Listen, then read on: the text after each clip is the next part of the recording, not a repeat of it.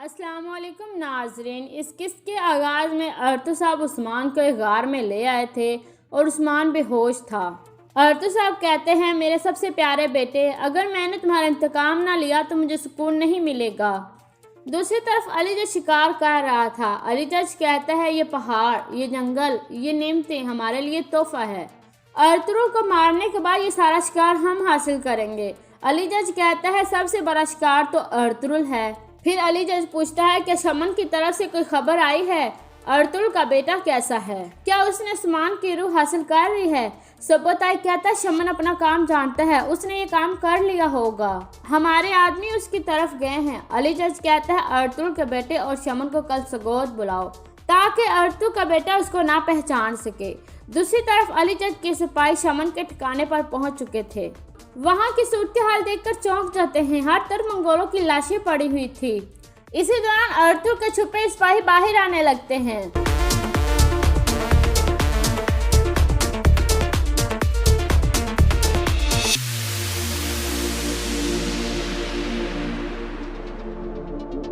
इस तरह वो मंगोलों को मार देते हैं। बामसी कहता, भाई मैं इनको मारते मारते थक चुका हूँ, लेकिन इनका तो खात्मा ही नहीं हो रहा, ये गिरोह की तरह बढ़ते ही जा रहे हैं।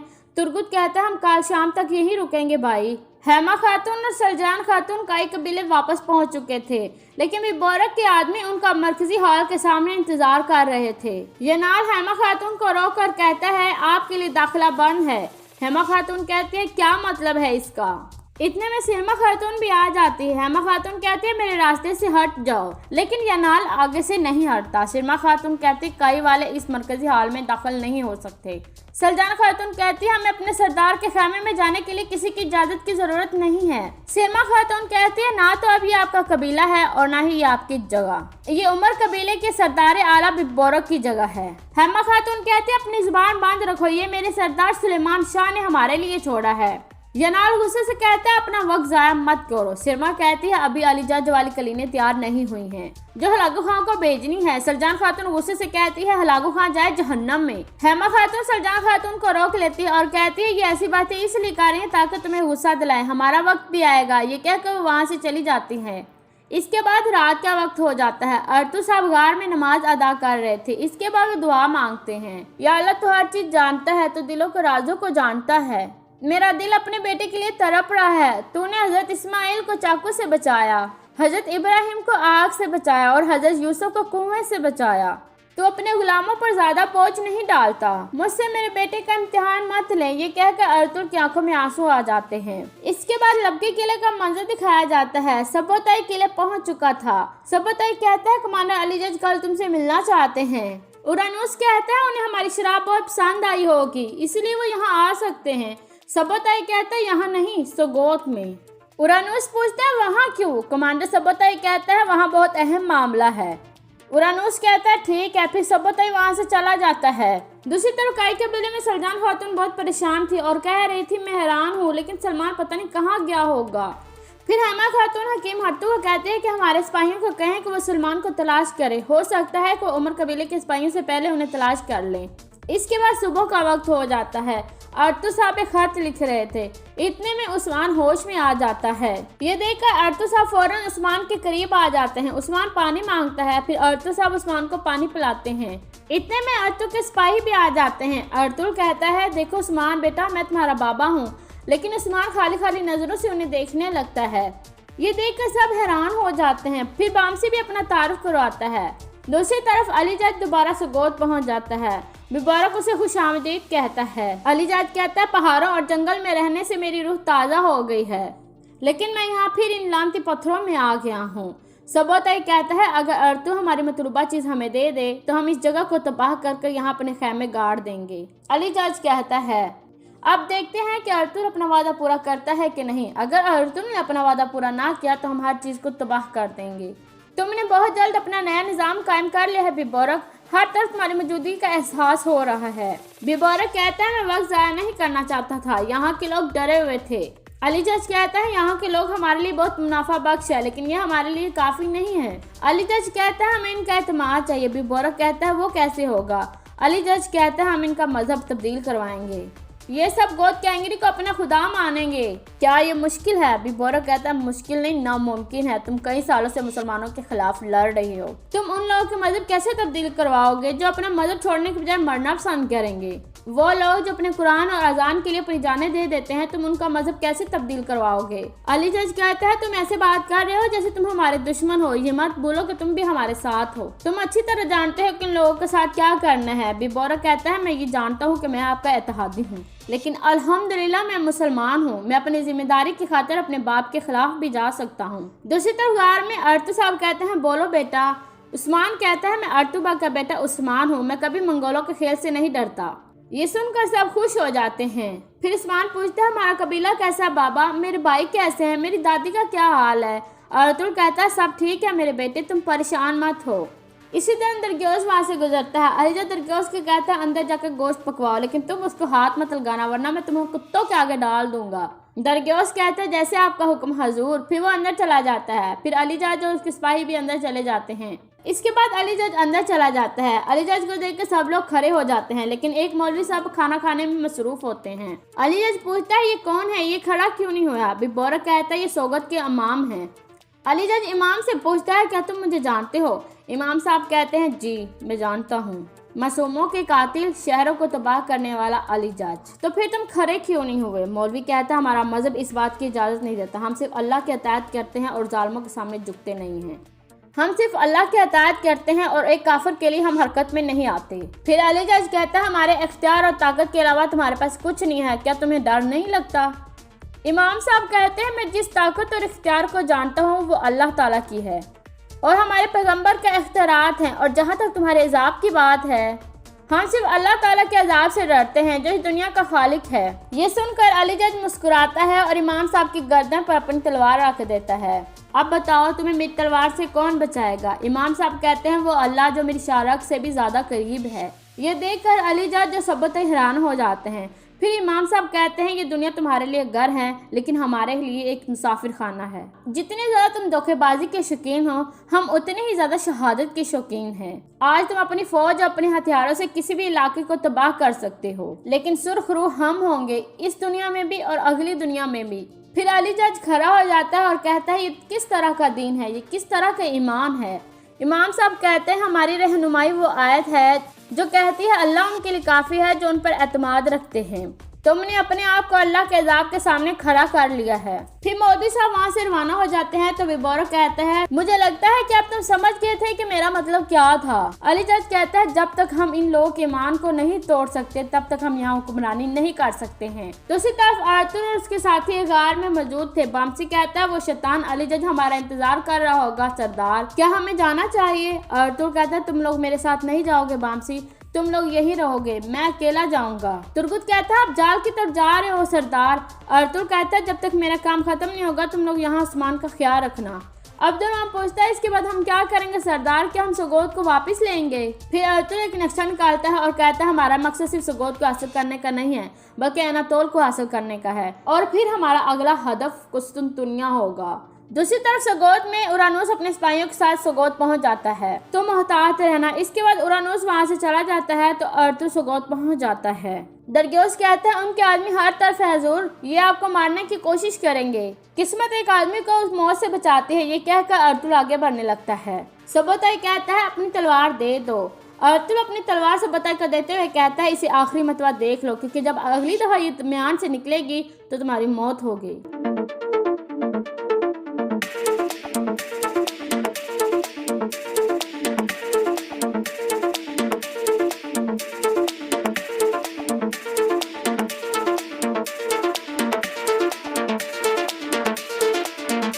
संदूक खोलते हुए सबोताई कहता है तुमने अपना वादा पूरा किया अर्तुल, आखिर तुम वो चीज ले आए जो हम चाहते थे, अब तुम इसके बदले अपना बेटा लेना चाहते होगे।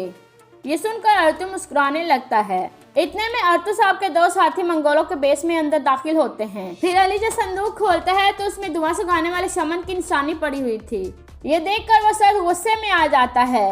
اور تو صاحب کہتے ہیں میں نے اپنے بیٹا حاصل کر لیا ہے۔ علی جج کہتا ہے تو تم نے سمن کو مار دیا ہے، اس کی قیمت تمہیں چکانی ہوگی۔ اور تو صاحب کہتے ہیں تم نے میرے ساتھ معاہدہ کیا تھا، اب تم مجھے مارنے کا ارادہ بنا رہے ہو، اب تمہارے خیال میں قیمت کون چکائے گا؟ اور یہاں پر اس قسط کا اختتام ہو جاتا ہے۔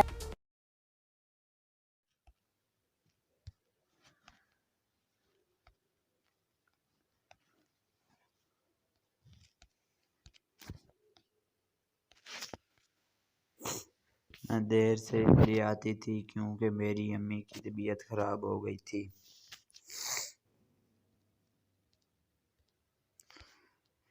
صدق جاز حیدرآباد میں ہماری ایک بہت ہی پیاری بیٹی تھی۔ وہ اپنے والدین کے اکلوتی بیٹی تھی۔ وہ روزانہ صبح اسکول جاتی اور گھر واپس آ کر کاج میں اپنی امی کا ہاتھ بٹاتی تھی۔ ایک دن مہینہ اسکول تاخیر سے پہنچی تو ٹیچر نے اسے بہت ڈانٹا اور وقت پر آنے کی تاکید کی، لیکن اب تو روز ہی ہونے لگا۔ مہان سب سے آخر میں اسکول پہنچتی اور مجھ سے خوب ڈانٹ کھاتی، لیکن اصل وجہ نہیں بتاتی تھی کہ کہیں اسے بہانہ نہ سمجھ لیا جائے۔ پھر مہان پورے ایک ہفتے اسکول نہ ہی بچے مختلف باتیں کرنے لگے۔ وہ روزانہ ٹیچر سے لیٹ آنے پر ڈانٹ کھاتی تھی۔ ہو سکتا ہے کہ اس نے اسکول ہی چھوڑ دیا ہو، لیکن آخر ایک ہفتے کی چھٹی کے بعد وہاں اسکول آ گئی۔ آج وہ کلاس میں سب سے پہلے آئی تھی۔ جلدی ہے ٹیچر کلاس میں داخل ہوئی تو سب بچوں نے اٹھ کر انہیں سلام کیا۔ مس نے سلام کا جواب دیا اور مہانہ کو دیکھ کر چونک گئی۔ انہوں نے مہانہ کو اپنے پاس بلایا اور کہا، ایسا تھا تم روزانہ اسکول دیر سے آتی تھی اور آج پورے ایک ہفتے کے بعد آئی ہو، دل بھر گیا تمہاری چھٹیوں سے۔ اس غصے میں اسے ڈانٹے جا رہی تھی اور مہانہ کی آنکھوں سے آنسو بہہ رہے تھے۔ اس نے مس سے کہا، مس میں آج کچھ کہنا چاہتی ہوں۔ ہاں کہیں، مس نے غصے سے کہا۔ مس میں دیر اس لیے آتی تھی کیونکہ میری امی کی طبیعت خراب ہو گئی تھی۔ میرا کوئی بھائی یا بہن نہیں۔ والد کسی فیکٹری میں کام کرتے ہیں۔ ناشتہ تیار کرنا اور ماں کو دوا دینے کی وجہ سے میں دیر آتی تھی۔ پھر ماں کا انتقال ہو گیا اور اس لیے کئی دن اسکول نہ آ سکی۔ آئندہ ہمیشہ وقت پر آیا کروں گی کیونکہ اب میں ماں کی خدمت نہیں کر سکوں گی۔ مہانہ کی بات سن کر سبھی بچے افسوس کرنے لگے اور مس بھی بہت شرمندہ ہوئی۔ مہانہ یہ سب بتا کر زور زور سے رونے لگی۔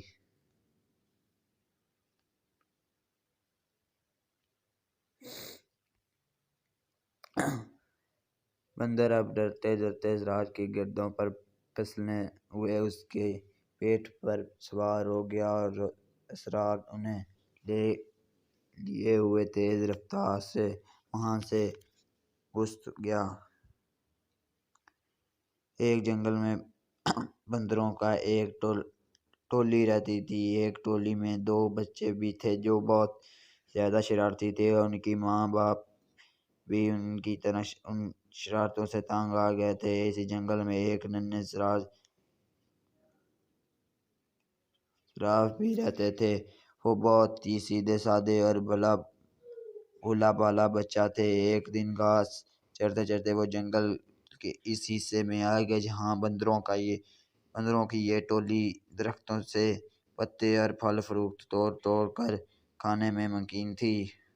دوسرے چھوٹے شرارتی بندروں نے زراف کو دیکھا تو انہیں حیران ہونے لگے کیونکہ ان بچوں نے کبھی ایسے کوئی بھی جانور نہیں دیکھا۔ بندر کے ایک بچے نے کہا، ارے دیکھو تو کتنا عجیب و غریب جانور ہے، آؤ اسے چیرتے ہیں۔ دونوں بندر کودتے پھلانے اس درخت پر پہنچ گئے جس کے نیچے کھڑے ہو کر زراف اپنے پتے کھا رہے تھے۔ جلدی ہے اس درخت کی ایک شاخ پر بیٹھ کر دونوں نے زراف سے کہا، اے لمبو، تمہارا کیا نام ہے؟ زراف نے بڑی نرمی سے کہا، میں زراف ہوں، کیا مجھ سے دوستی کرو گے؟ تم لوگوں کا نام ہے کیا تم لوگوں کا نام کیا ہے؟ دونوں بندر شرارت سے کھلکھلا ہو کر ہنس پڑے اور کہنے لگے کہ تم سے ہم کیوں دوستی کرنے لگے؟ کتنے بدصورت ہو تم! نار کی جیسے گردن اور سدار کی جیسے پیر! ہمیں نہیں کرنی ایسی بے ڈھنگ کی جانور سے دوستی۔ اتنا کہہ کر دونوں بندر جراف کو چرانے لگے۔ ایک بندر نے درخت سے ایک پکا ہوا پھل توڑ کر جراف پر پھینک مارا۔ پھل جراف کے منہ پر لگا تو پھوٹ گیا اور اس کا رس اور گودا جراف کے چہرے پر پھیل گیا۔ یہ دیکھ کر دونوں بندر کینکے مار کر ہنسنے لگے اور کودتے پھلانے وہاں سے بھاگ گئے۔ جراف بیچارہ رونا ہو کر رہ گیا اور منہ لٹکا وہاں سے چلا گیا۔ ایک دن دونوں شرارتی بندروں نے یہ طے کیا کہ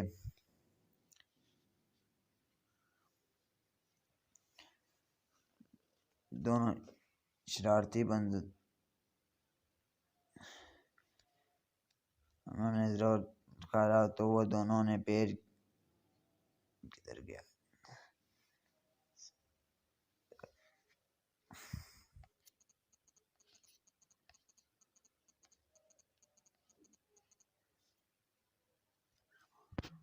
جب دونوں کی بھوک لگی تو ان دونوں نے پیڑ کی پتیاں اور پھل فروٹ کھا لیے۔ انہوں نے اس طرح گھومتے پھرنے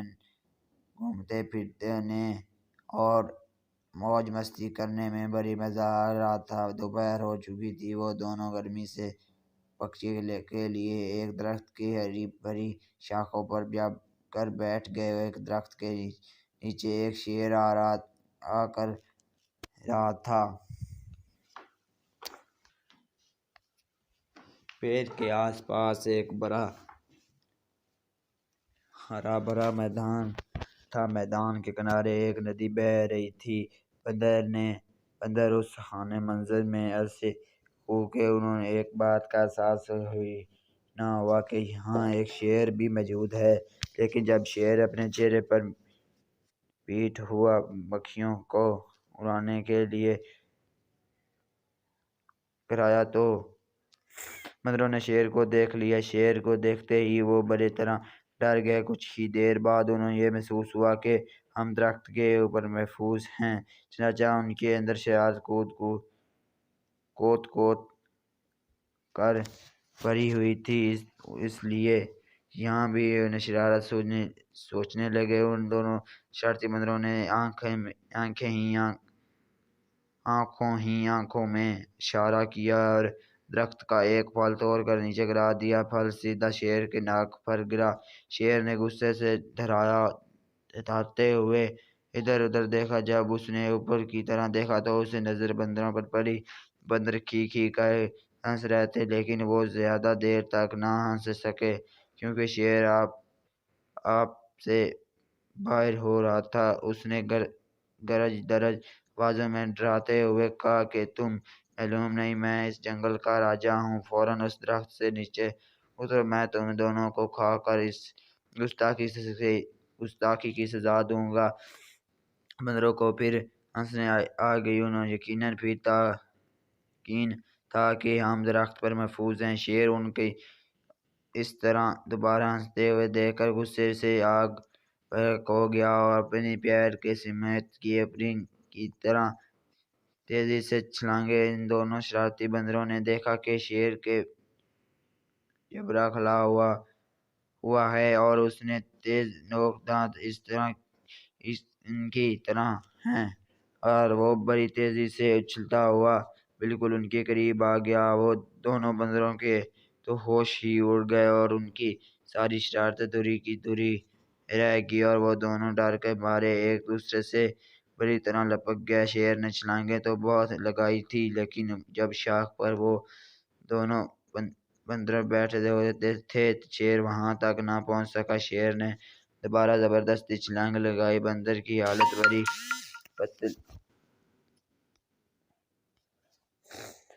پتلی ہو گئی تھی۔ وہ ڈر کے مارے چیخنے چلانے لگے، لیکن وہاں ان کی پکار سننے والا کوئی بھی نہ تھا۔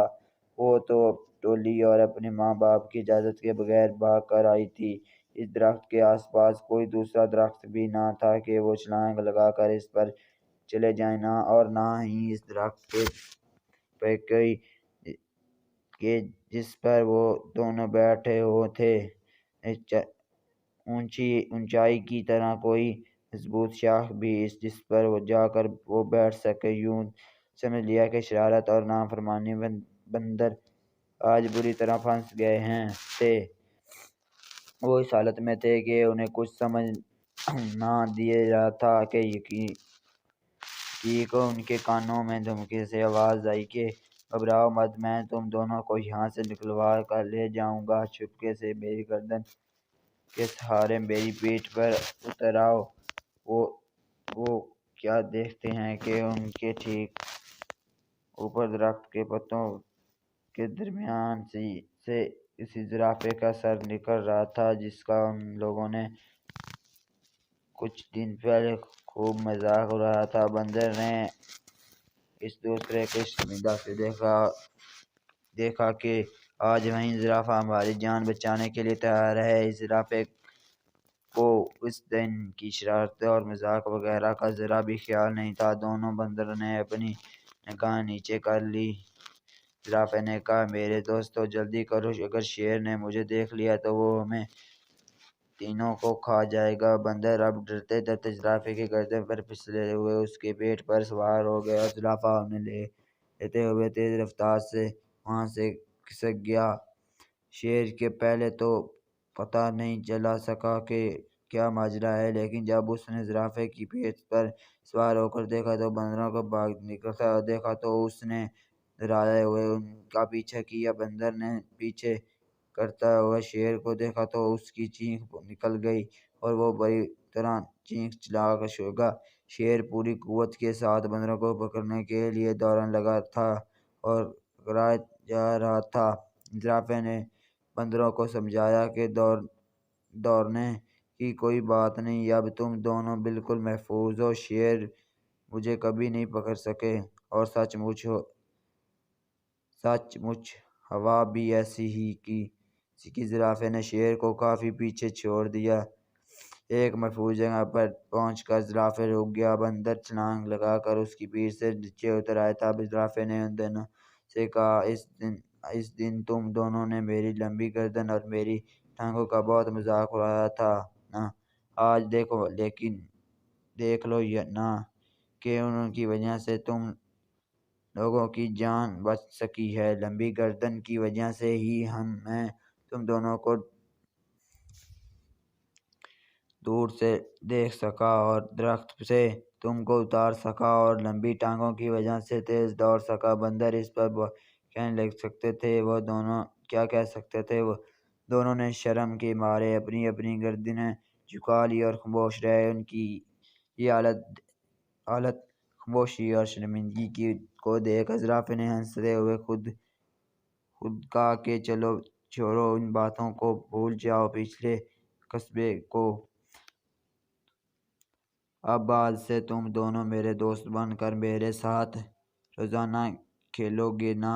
زرافے کی یہ بھلائی دیکھ کر دونوں شرارتی بندروں کو اپنی حرکتوں پر سخت غصہ آنے لگا کہ ان لوگوں نے اتنی اچھی اور پیاری زرافے کو کیوں ستایا تھا اور ان کا مذاق کیوں اڑایا تھا۔ ان دونوں نے اسی وقت زرافے سے معافی مانگی۔ زرافے نے کہا، دوستو معافی کی کوئی ضرورت نہیں، اتنے بڑے دل والا۔ زرافے کی یہ بات سن کر ان دونوں شرارتی چوہوں نے فیصلہ کر لیا کہ آج کے بعد سے وہ کسی کو نہیں ستائیں گے اور کسی کا مذاق بھی نہیں اڑائیں گے۔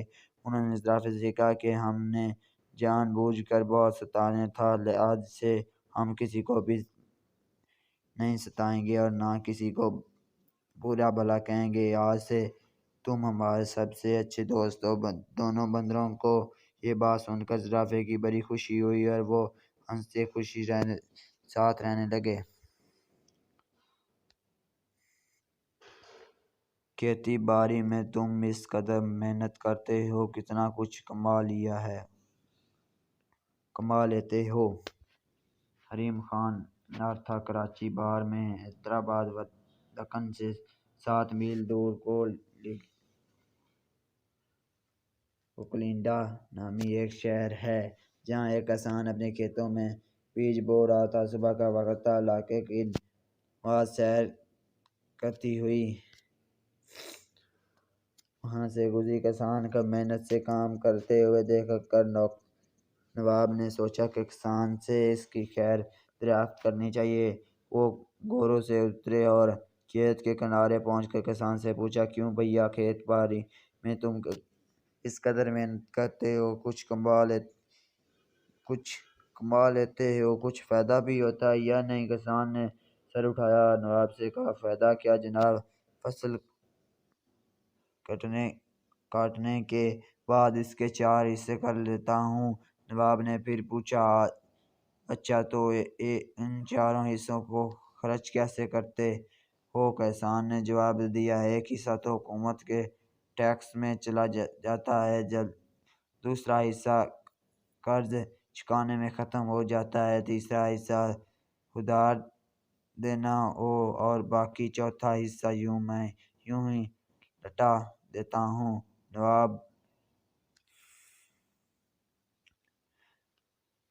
نواب کو کسان کی یہ عجیب و غریب بات سن کر بہت تعجب ہوئی۔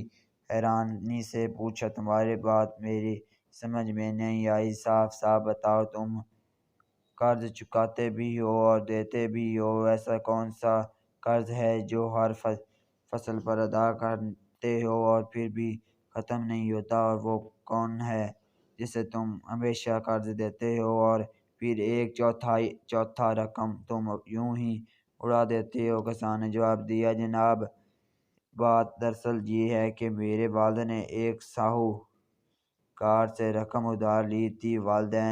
والد کے مرنے کے بعد اس کا سود میں ادا کرتا ہوں، ایک حصہ ٹیکس دے کر، دوسرا حصہ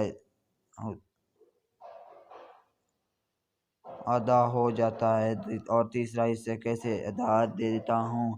نواب نے پوچھا۔ کسان نے کہا، یہ میں اپنی 2 لڑکوں پر خرچ کرتا ہوں تاکہ بڑھاپے میں وہ مجھ پر خرچ کریں۔ کیوں؟ نواب نے پوچھا، اور یہ ایک حصہ فضول کیوں رکھ دیتے ہو؟ کسان نے کہا، میری ایک لڑکی بھی ہے، آپ کو پتہ ہے کہ آج کل جہیز کے بنا شادی نہیں ہوتی، اور جہیز ایک فضول رسم ہے۔ چوتھا حصہ اس کے لیے جہیز کے لیے رکھتا ہوں۔ میرے نظر میں یہ رقم لٹا رہی ہے۔ نواب اس کی بدلی گفتگو سے بہت متاثر ہوا اور ایک بڑی رقم اسے انعام کے طور پر دے کر رخصت ہو گیا۔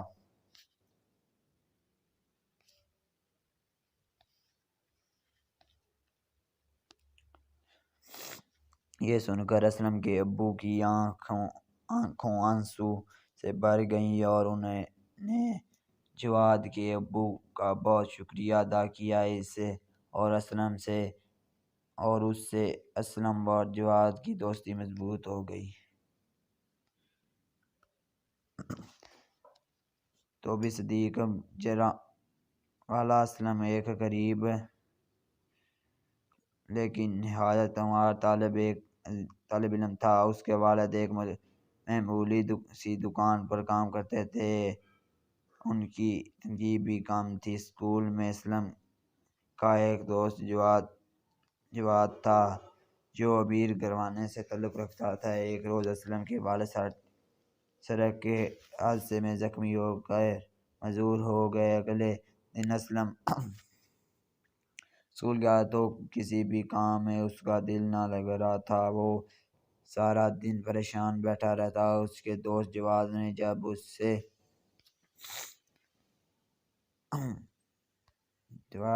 اس کی یہ حالت دیکھی تو پوچھے بغیر نہ رہ سکا، اسلم کیا بات ہے، تم مجھے کچھ پریشان لگ رہے ہو؟ جواد نے پوچھا۔ کچھ نہیں، بس تھوڑا سا سر درد ہے۔ اسلم نے ٹالنا چاہیے۔ اگر کوئی پریشانی ہے تو مجھے بتاؤ، میں تمہاری مخلص دوست ہوں، میں ضرورت تمہاری مدد کروں گا۔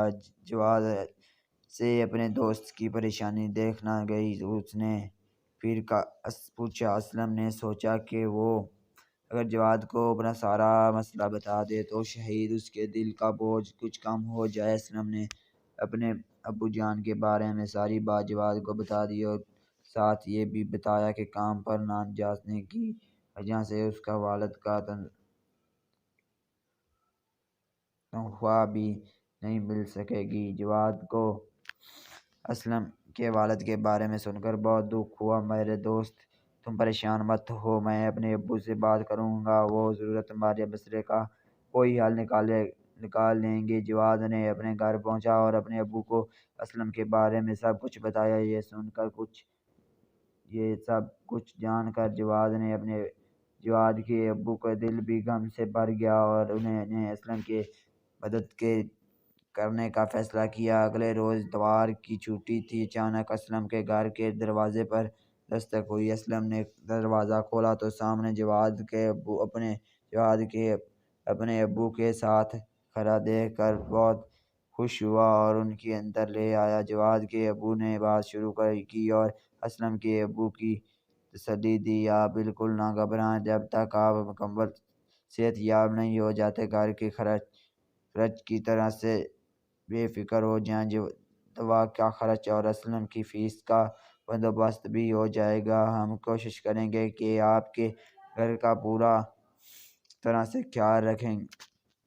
یہ سن کر اسلم کے ابو کی آنکھیں آنسوؤں سے بھر گئی اور انہوں نے جواد کے ابو کا بہت شکریہ ادا کیا اور اس سے اسلم اور جواد کی دوستی مضبوط ہو گئی۔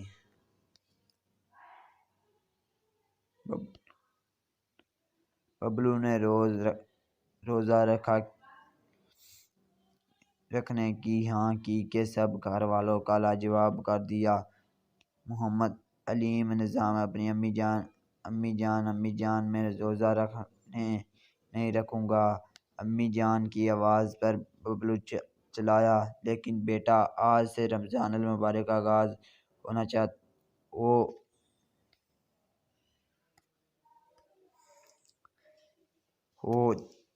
چاہتا ہے اور پہلا روزہ ہر بچے کو رکھنا چاہیے، بلکہ کوشش کرنی چاہیے کہ تمام روزے رکھنے کے بچے اپنے اللہ کو خوش اور راضی کریں۔ امی جان نے ببلو کو نصیحت کرتے ہوئے کہا، امی جان، آج کل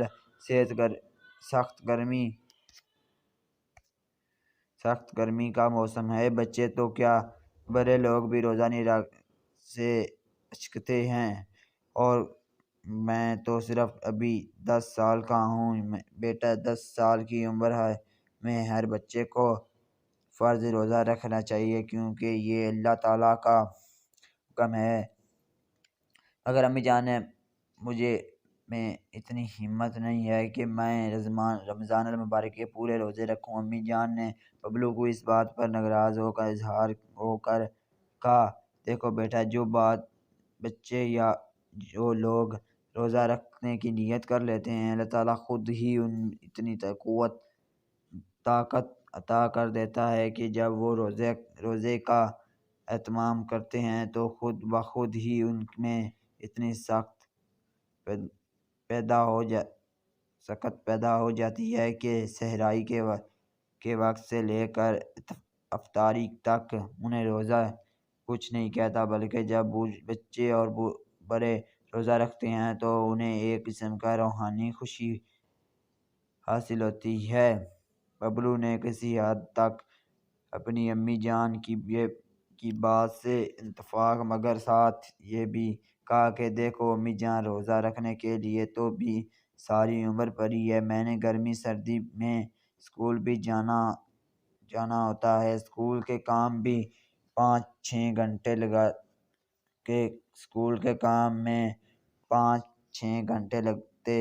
لگانے ہوتے ہیں، پھر سخت دھوپ اور ہبس میں گھر واپس آ کر کسی طرح میں روزہ برداشت کروں گا۔ اگر آپ نے مجھے روزہ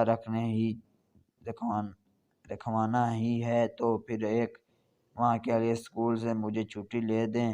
میں روزے کی حالت میں گھر میں بیٹھ کر یا لیٹ کر سارا دن گزار لوں گا، یوں آپ کو بھی مجھ سے کوئی شکایت نہیں۔ امی جان ببلو کی یہ بات سن کر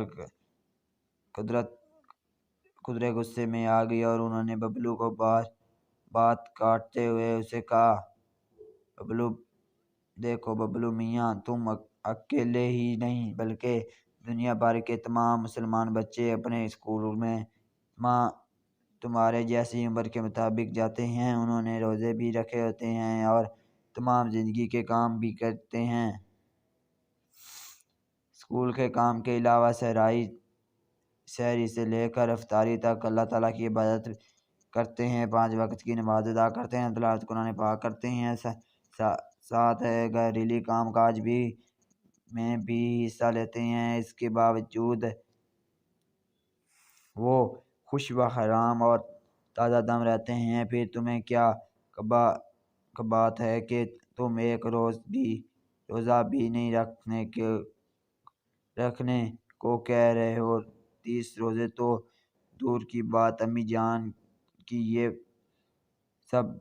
سبق آموز باتیں سن کر ببلو کو کچھ شرمندگی ہوئی اور اس نے امی جان کی باتوں میں اپنی بہانہ ڈالتے ہوئے قدرت خوشی سے کہا کہ دیکھو امی جان، آپ کو روزے کے متعلق باتیں مجھے دل و دماغ میں شرارت کر گئی ہیں اور میں ان باتوں سے بہت متاثر ہوا ہوں۔ میں آپ سے وعدہ کرتا ہوں کہ آج پہلا روزہ رکھوں گا اور انشاءاللہ سارے روزے پورے کر کے اپنے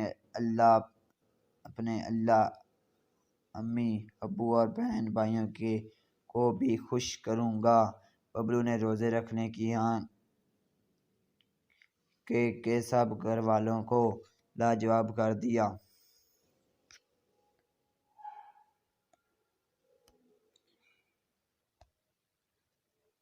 عامر بری صحت میں پڑ گیا اور اسے نشے کی لت پڑ گئی۔ رکھوں عوام مظفر گھر عامر ہمیشہ اپنے والد کی نصیحت ایک کان سے سن کر دوسرے کان سے نکال دیتا۔ سب گھر والے اس کی اس عادت پر بہت تنگ تھے۔ وہ دن کے سارے جمع بوجھ ایک نشے کے برے عام میں صرف کر دیتا۔ اس کا ایک ہی بھائی عمران تھا جو بہت محنتی تھا۔ عامر کے والد 3 سال پہلے وفات پا گئے۔ ان کے وفات کے بعد عمران نے اپنی تعلیم اداری چھوڑ کر گھر کا خرچ سنبھال لیا۔ وہ سویرے کام کی تلاش میں گھر سے نکل جاتے اور شام کو واپس لوٹ آتے، لیکن عامر بری صحت میں پڑ گیا اور اسے نشے کی لت پڑ گئی۔ اس کے گھر والوں نے اسے کچھ سمجھایا لیکن اس کے کان پر جوش تک نہ رنگی۔ اس کے دوست اس کے گھر والوں کے خلاف وکالت ہوئے اور ان کی باتوں میں آ جاتے۔ ایک روز عامر نشے کر کے رات کو دیر سے گھر پہنچا اور چلایا کہ اپنے والدہ سے کھانا منگوانے، تو اس پر اس کی والدہ نے کہا، عامر بیٹا گھر میں کچھ کھانے کو نہیں ہے۔ یہ سن کر عامر طیش میں آ گیا کیونکہ اسے بہت زیادہ بھوک لگ رہی تھی۔ وہ چلا کر اپنی والدہ کو برا بھلا کہنے لگا۔ عمران نے اسے روکا مگر اس نے کسی کو ایک بات نہ سنی۔ عمران نے اس کے منہ پر تھپڑ مارے۔ ان کی والدہ یہ سب دیکھ کر بلک کر رو رہی تھی۔ اگلی صبح ماں نے عامر سے کہا، پہلے کام کر، رقم لا، پھر گھر میں کھانا پکے گا۔ یہ سن کر عامر آگ بگوں ہو گیا۔ وہ اپنی ماں کو دھکا دے کر وہاں سے باہر نکل گیا۔ جب وہ اپنے دوستوں کے پاس پہنچا تو اس کے پاس پیسے نہ ہونے کی وجہ سے اس کے دوست اس سے جھگڑا کرنے لگے اور اسے اتنا مار کر وہ زخمی ہو کر زمین پر گر پڑا۔ وہ گلی میں بے ہوش پڑا تھا، تب چاچا کرم داد کا وہاں سے گزر ہوا۔ انہوں نے عامر کو اس حالت میں پایا اور وہ اسے ہسپتال لے گئے۔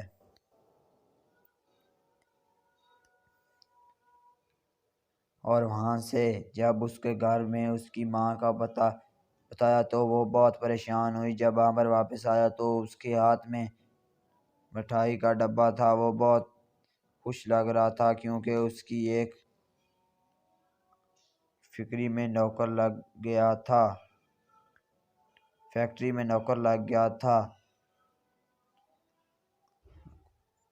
نوکر لگ گئی تھی۔